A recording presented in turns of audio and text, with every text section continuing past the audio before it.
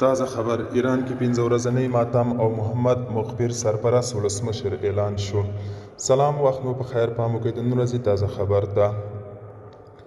د ایران ستر مذهبي مشر آیت الله علي خامنه‌ای د خپل ولسمشر ابراهیم رئیسي له وژل کېدو وروسته 15 ورځنی ماتم اعلان کړ او محمد مخبر یې د اعلان سرپرست ولسمشر وټاکلی دی. د ازادي راډیو د ایراني څانګې رادیو فاردا د راپور له مخې خامنه‌ای نن دوشنبه ویلي چې د ایران د اساسي قانون 131 مادې له مخې محمد مخبر چې د ولسمشر لومړی مرستیال و سرپرست ولسمشر ټاکل شوی دی. خامنه‌ای ویلي اجراییه قوه موظفه ده چې د مقننه او قضایه قوې د مشرتابه د همکارۍ تر 50 ورځو پورې نوي ولسمشر وټاکي. دا په تیرو 4 ساعتونو کې د خامنه‌ای دویم پیغام دی.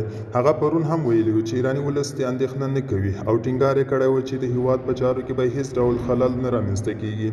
د ایران ولسمشر ابراهیم رئیسي د بهرنیو چارو وزیر حسین امیر عبداللهیان او یو شمېر نورو لوړپوړي چارواکي پرون د هلیکاپټر د سقوط په پیښه کې وژل شوي دي. تر اوسه په رسمي ډول د پیښې لامل ښکاره نه دی، خو د ایران د بهرنیو چارو پخوانی وزیر جواد ظریف ادعا کړې چې د دغه غمیز یو مقصر لوري امریکا ده.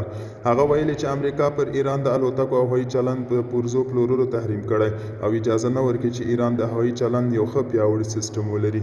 دوستانو، دا و د نن ورځې چمتو کلی خبر. تر بیا هم د الله سپارم. ښې چارې، ښه وخت.